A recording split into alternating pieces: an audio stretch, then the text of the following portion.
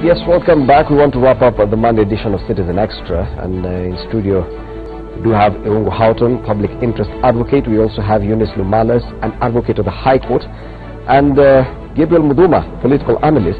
We're discussing the issue of vetting of nominees, the 16,000 plus nominees who are hoping to seek elective office come August. And the KCHR has already moved to the Supreme Court seeking an interpretation of Chapter 6, an advisory on the parameters to use in this vetting. ESCC is currently and has already embarked on vetting of the nominees. We're just wondering if this is an exercise in futility. But now the final question is that if we could draw parallels with other jurisdictions, the United States, for example, where whenever an issue is raised, a question is raised, and probably on issues of integrity, and that just spells doom for this candidate or holder of a public office. Why is it so different in Kenya, Eunice? First of all, I'll start by saying, in terms and specifically for this Supreme Court decision, commencement date is very important to me, because the current candidates have legitimate expectations. They went running, they knew this is the law, these are the expectations, this is the criteria. How you may want to now enforce this whatever decision of the Supreme Court or whatever threshold they come up with in terms of our morality, in my view, would be unfair, because there's been a long process up till the time for the decision. That is number one. Number two, in terms of Kenya as a society, I think morality depends both on the people and on a community. In many countries you'd find once your name has been adversely mentioned and you feel there's a thick cloud hanging over your morality and credibility as a public officer, the right thing that we have seen some of these individuals do is step aside and agree to leave office. Is this an issue that we should be taking to the Supreme Court, really? I believe, in terms of where we are in terms of our development stage as Kenyans, short of saying, once you've been mentioned, once your name has come up, once Parliament has found you culpable, step aside. I do not believe that any public official in Kenya, historically, history will prove me right, has ever stepped down because there is a potential situation which or scenario or case that has made them look in terms of their public office culpable for any issue or integrity issue specifically. So I believe institutions, independent offices must actually come up and take their mandate very seriously. On the question of morality, Bwana Irungu Houghton, do you think that the Supreme Court has even the basis of telling Kenyans where or how where we should set the bar in terms of our morality? Because it's a morality issue, I do understand now. It's not really a legal issue. I think we have to be very clear what kind of a society we want to create. When we talk about morality, I hear morality very much through the lens of social, religious, cultural values, which of course everybody has their own. It's a bit like what they call the alternative fact. Everybody has their own fact, and really these are just interpretations. But what we have to recognize is in 2010 we voted substantively for a new election, for a new constitution that raised the bar on the issue of leadership ethics, and integrity was one of those core values. So it's no longer a debatable issue in terms of, do I think that I should step down?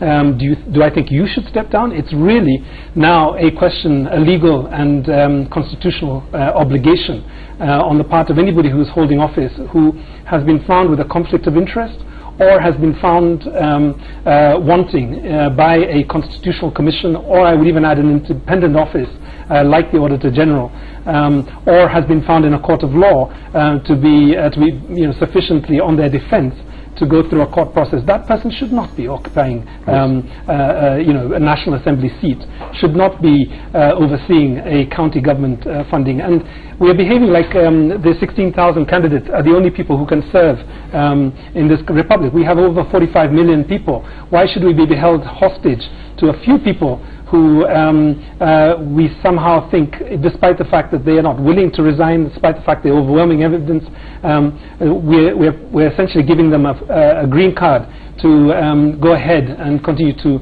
manage our taxes on our behalf.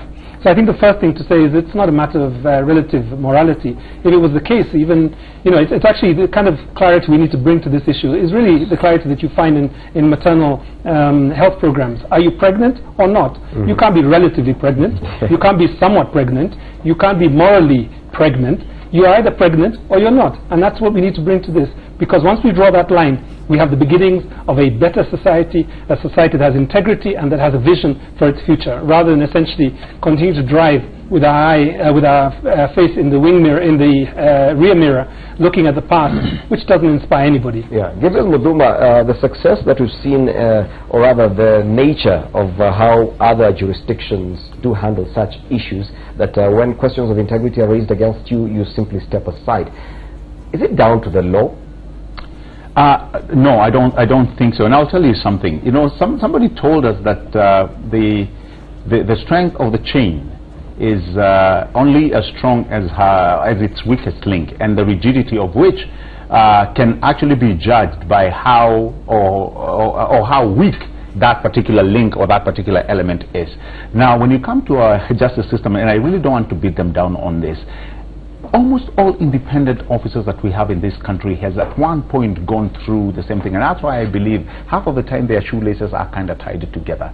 Were you there, or did you record, or did you actually follow up the story when we had the vetting of the judges? Look at the stories that were coming out of there. Look at Parliament, look at the DCI, look at the DPP. There has been questions back to back throughout our time to do with credibility and actually morals, and it cuts across. And when you gave a very good example when you asked the in a place like the United States, and Eunice was actually tried to give an answer to that direction. I'll give you an example. You remember when John Edwards was a candidate, and when his marital issues came out, him being a candidate, what did he do? He knew that his platform, which he was trying to sell to the American people, was so entrenched in family values. Yet, he was found to have done something wrong in that global umbrella of family values. He had found to have cheated.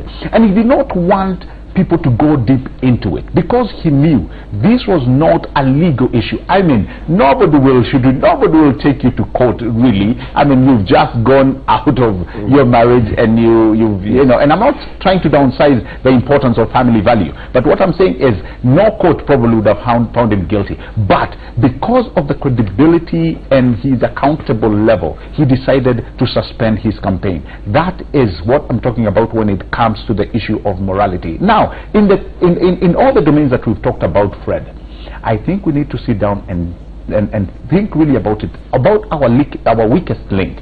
And I think we need to define it, and I think we need to talk about it. We need to see how well we can build it, because at the end of the day, from where I'm seated, really, Mr. Irungu, I'm trying to gauge who can we look up to and say, this is our moral gatekeeper. I find no one. Right now we seem to be looking at the Supreme Court for direction, and as far as moral, or what looks to be a moral problem is concerned. That's where we are. KNCHR has filed a petition seeking an advisory from the Supreme Court in as far as the parameters used in vetting nominees for the elections, and that is based on Chapter 6 on leadership and integrity, Chapter 6 of the Constitution. That's where we are. We still do await the advisory by the Supreme Court. Whatever that will be, we'll have to wait for it, and then moving on from there, we'll know what parameters we'll be using. But as it is, EFCC has already embarked on that process. Whether or not it's an exercise in futility, well, no one can tell. My name is Fred Ndimuli. This has been Citizen Extra. I'd like to thank my guests for this particular session: Eunice Lumalas, an advocate of the High Court; Irungu Houghton, public interest advocate; and also Gabriel Muduma, a political analyst. From me, it's good morning.